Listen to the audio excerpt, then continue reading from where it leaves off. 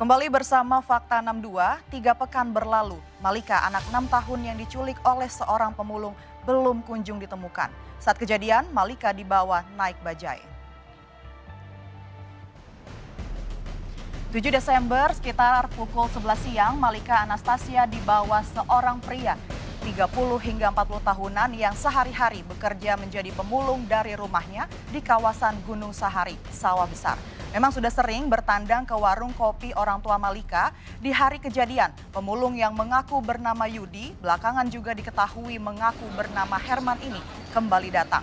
Kemudian menyampaikan mengajak Malika membeli ayam goreng. Tak pernah lagi kembali hingga kini. Rekam CCTV, Rabu siang 3 pekan lalu itu, pemulung ini melarikan korban naik bajai.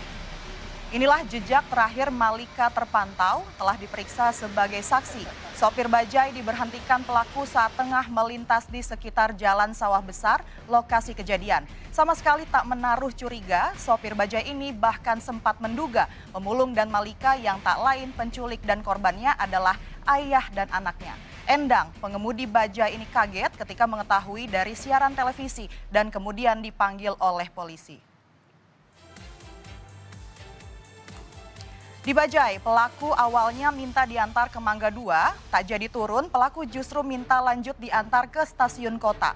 Berikut Endang, sopir Bajai sekaligus saksi yang terakhir mengetahui keberadaan penculik dan Malika menceritakan fakta 3 kejadian 3 pekan lalu.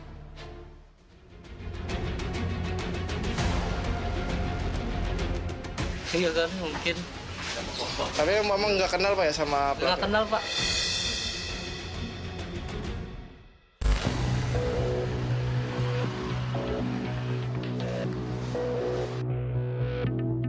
Saya lewat Di mana tuh?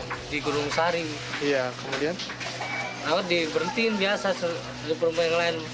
Begitu saya bilang tuh suruh tunggu ya. Saya lihat beli Kentucky. Masuk ke Kentucky. Nggak lama saya emang jalan lagi. Langsung naik, pertama ke ITC. Terus bang terus aja bang, berapa duit? Saya bilang 40.000, turun di kota. Udah, penumpang turun, saya jalan lagi.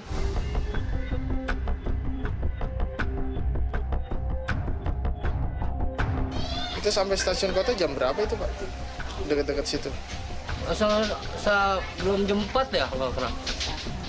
Saya masalah langsung setoran sih Pak. Saya Langsung nganter. pulang ya? Iya, langsung setoran itu. Dia bawa anak memang di situ Pak? Bawa anak. Tapi di sepanjang perjalanan ngobrol nggak Pak sama?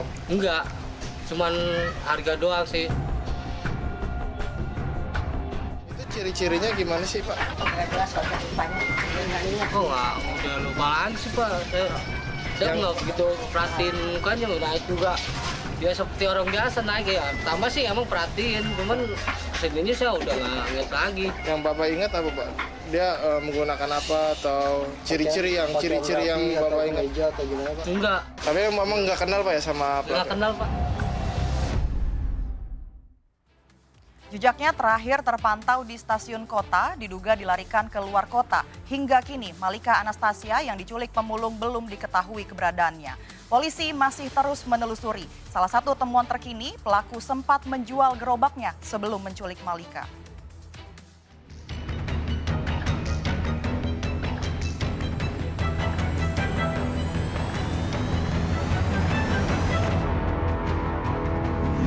Sudah 10 hari saya nggak melihat anak saya, Pak.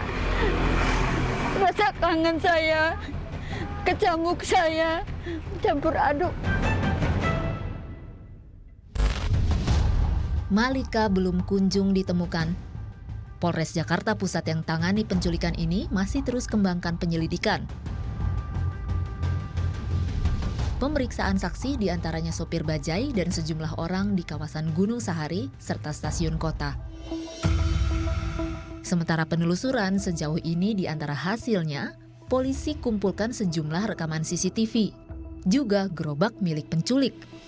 Didapati di kawasan Poncol, Senen, Jakarta Pusat, gerobak yang sehari-hari digunakan untuk memulung ini telah dijual pelaku di pagi hari kejadian penculikan, seharga Rp400.000 ke pemulung lainnya. Kepada polisi, pembeli gerobak ini sebut pelaku hendak menjual cepat gerobaknya untuk membeli seragam sekolah. Dari keterangan pembeli gerobak, muncul satu nama yang mengatakan bahwa yang menjual gerobak adalah Herman. Ya. Ini sama dengan beberapa keterangan yang kami dapatkan dari orang-orang yang kesehariannya pernah melihat dan mengaku bahwa yang bersangkutan adalah Herman.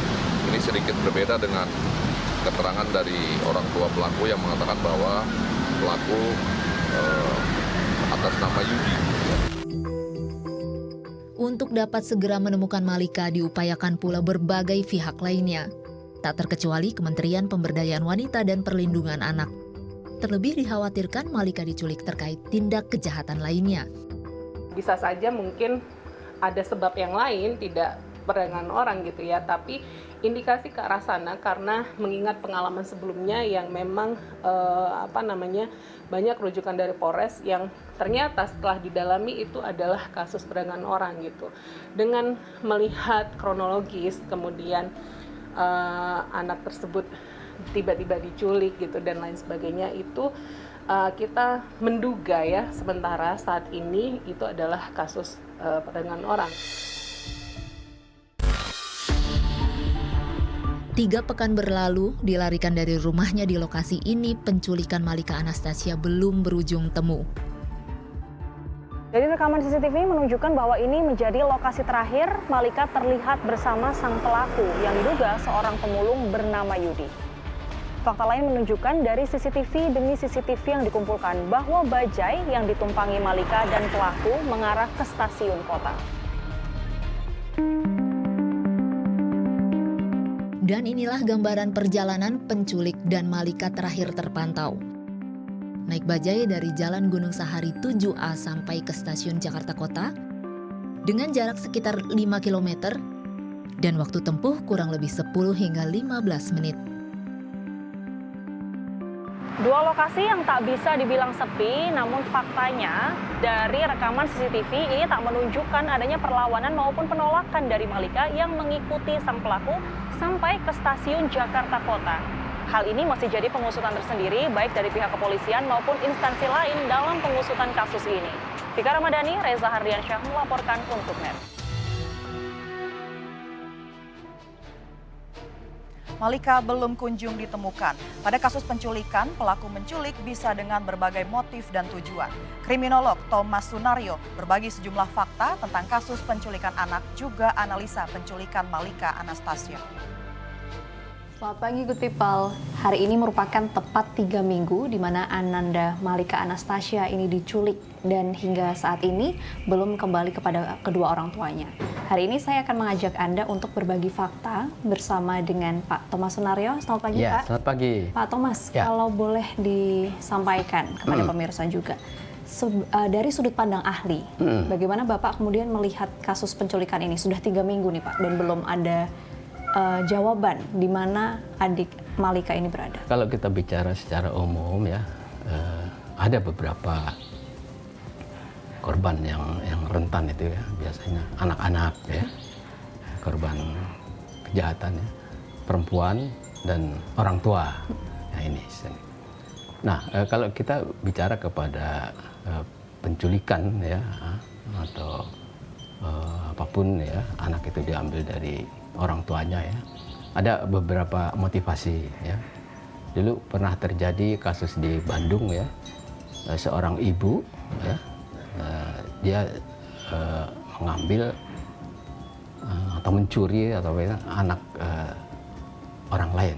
Kemungkinan yang lain motivasinya adalah human trafficking ya, anak-anak itu diperjualbelikan ya. Itu bisa di Indonesia dan bisa juga dijual ke luar negeri ya, karena ada gejala umum ternyata di negara-negara maju ya, itu kecenderungan mereka yang menikah untuk punya anak itu semakin menurun ya.